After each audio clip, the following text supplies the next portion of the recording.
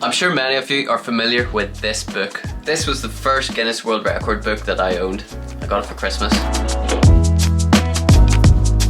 I didn't read many books as a kid, but this is one I read from front to back.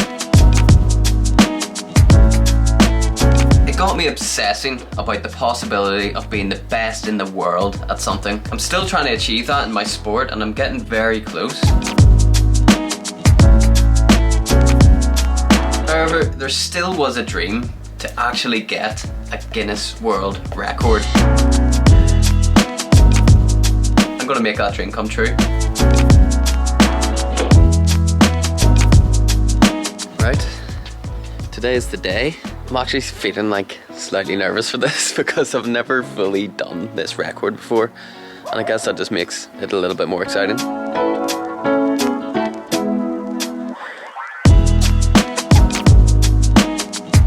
So here we go. I will talk you guys through what was going on in my head while completing this world record attempt. Ready to rock, everybody? So first of all, I was a good bit nervous about this because if I didn't get it first time and I got like 39 when the record was actually 40, then I would have really struggled to have another attempt at it because my arms would have been just dead. And this hall was like full of people and media, and obviously I wanted to get it done first try. I'll go on your go. Okay. 3, 2, 1, go. And here we go. Straight away into the Wendy swings, and I knew that these earlier ones were going to be much easier. I wouldn't be as fatigued, I wouldn't be as dizzy, but actually it really surprised me how quickly I got dizzy. About on the 20th Wendy swing, I started to really just see blurriness. When I was in those circles, I really couldn't focus on one thing. I tried to focus on the pommel to try and make myself less dizzy, but it really didn't work all that well, so I kind of came off there and tried to make the most of that. Of course, rushing into it again. I really started to feel the fatigue in my arms now. This is about 35 there, I think. And then this one, this was actually a ways to go. I should have got more. I should have got more in that go, but I rushed into it too much. 9, 40. And again, like arms were really fatigued there. So that was 42 there, and then timer. Woo! You get this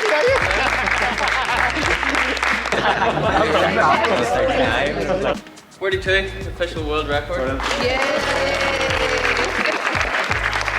Done it for a great cause, of course, Action Mental Health. It was great for you all to come out, and yeah, thank you. Glad to be and to have you a part of that. It's very special, very special. Thank you. Yeah. So job done, indeed.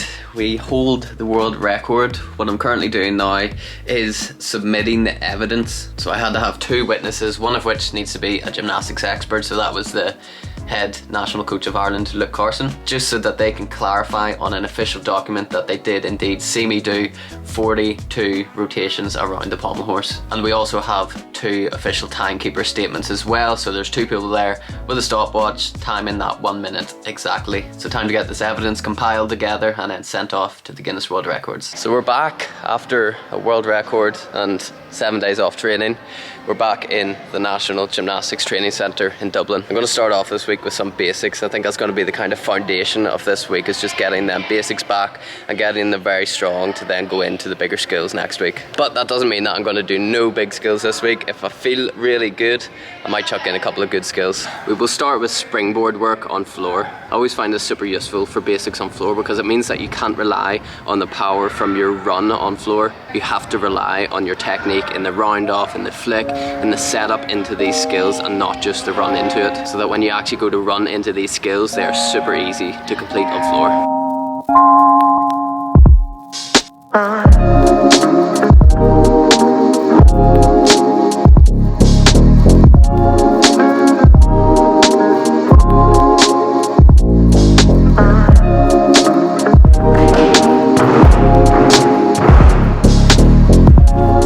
Wake-up call for my legs as well. They're really tired. I guess that's why I'm starting off with basics. Here's a fun little tip for basics on pommel horse.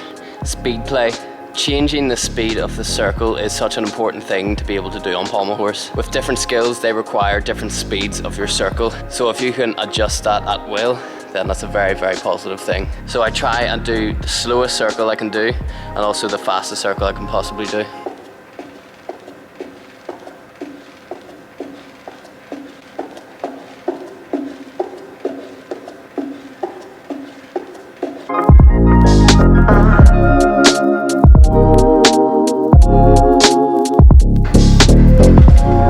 The most difficult apparatus to get basics back for me is definitely rings. It's an apparatus where I can't really remember any sessions on rings without pain.